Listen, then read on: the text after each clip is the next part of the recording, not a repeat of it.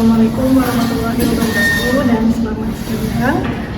Perkenalkan, saya Siti Ramadhana dari kelompok KWN. Di sini saya bersama salah satu narasumber mahasiswa yang akan saya wawancarai untuk topik dari korupsi dari eKTP. Mungkin narasumber bisa perkenalan. Oke, baik. Perkenalkan, nama saya Nurla Dinda. Saya mahasiswa ITK Program Studi Sistem Informasi. Mungkin langsung aja ya. Oke, untuk pertanyaan yang pertama ini, apa pendapat Anda tentang kasus korupsi eKTP dan dampaknya terhadap kepercayaan masyarakat terhadap pemerintah? Oke, baik. Mungkin kalau jika terjadi kasus korupsi iktp itu pasti ada kelemahan ya dalam pengawasan internal di pemerintahan, dan juga dampaknya itu pasti signifikan terhadap masyarakat terkait kepercayaan masyarakat kepada pemerintah, di mana seharusnya dananya itu dipakai untuk keperluan sesuatu, untuk KTP elektronik tersebut, tetapi di pemerintah malah disalahgunakan, sehingga itu berpengaruh terhadap pandangan publik kepada pemerintah di Indonesia. Jadi, pertanyaan selanjutnya itu, menurut Anda, apa penyebab utama terjadinya praktik korupsi dalam proyek-proyek pembangunan?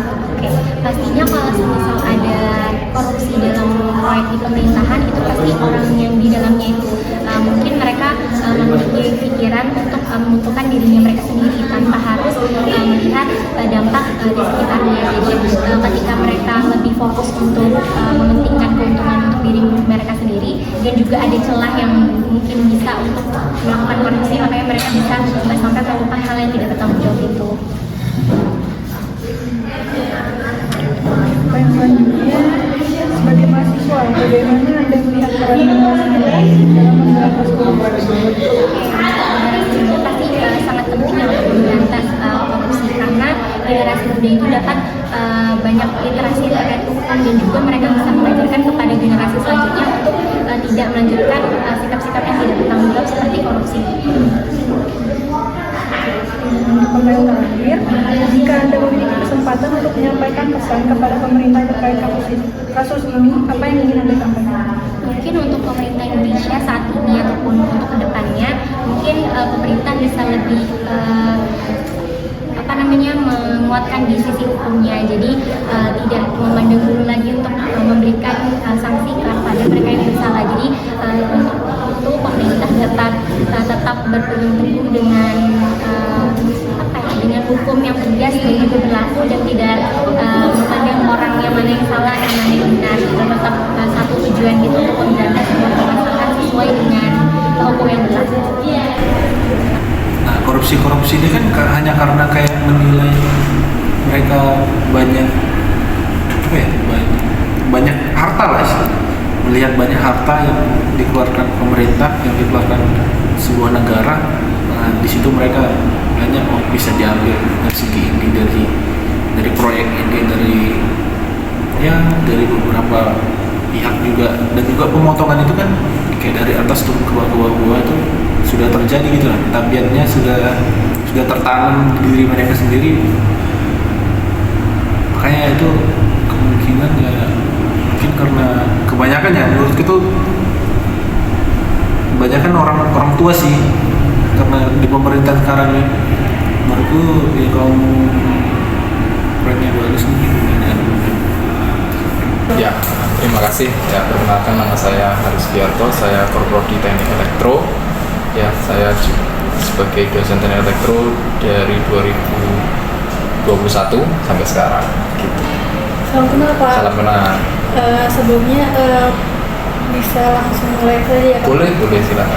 Jadi untuk pertanyaan pertama itu, apa pandangan Bapak tentang kasus korupsi iktp dan dampak terhadap kepercayaan publik terhadap pemerintah?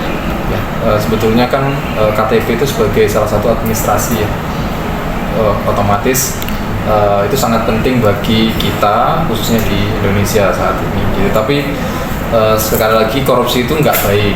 Nah, jadi apapun bentuknya, pasti saya tidak mendukung apapun itu, apalagi menggunakan dana-dana dari pemerintah atau negara. Gitu. Jadi ya saya sangat mengecam sekali terkait dengan korupsi. Baik, selanjutnya, menurut Bapak langkah apa yang bisa dilakukan untuk meningkatkan integritas dan akuntabilitas pejabat pemerintah?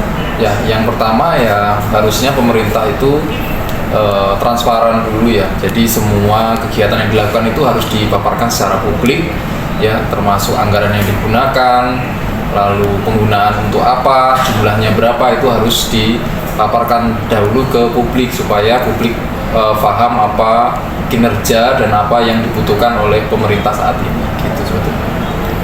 Untuk pertanyaan selanjutnya, bagaimana harapan Bapak terhadap penanganan kasus yang sekarang sedang terjadi dan pembelajaran bagi pemerintah Indonesia itu apa?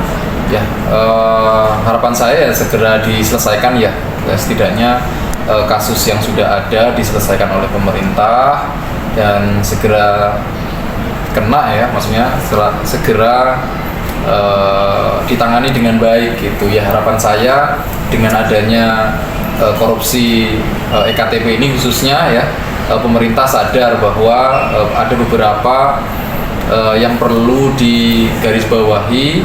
Pemerintah itu tidak harus memberikan uang seutuhnya ke pejabat publik gitu, tapi harus dipaparkan dulu ke masyarakat gunanya untuk apa dan jumlahnya berapa gitu Bang. Baik, untuk pertanyaan terakhir, apa pesan Bapak kepada generasi muda dalam menghadapi isu korupsi dan membangun pemerintah yang bersih? Ya, sebetulnya kalau untuk generasi sekarang ya khususnya harus aktif sebetulnya. Kan kita sudah punya media sosial, jadi media sosial itu harus gunakan sebijak mungkin ya, asal tidak menyebutkan tidak menghujat salah satunya ke personal, tapi kalau untuk mengkritik dan lain sebagainya boleh gitu. Jadi harapan saya generasi sekarang itu harus selain melek teknologi dan melek terkait dengan isu di Indonesia saat ini gitu, supaya nanti Indonesia kedepannya menjadi lebih baik dan mungkin bisa menjadi contoh untuk negara yang lain gitu sih. Mungkin cukup sekian Pak untuk wawancara kami hari ini. Semoga harapan dan pesan yang telah Bapak sampaikan tadi itu dapat direalisasikan untuk pemerintah selanjutnya. Mungkin sekian. Wassalamualaikum warahmatullahi wabarakatuh. Waalaikumsalam. Terima kasih banyak.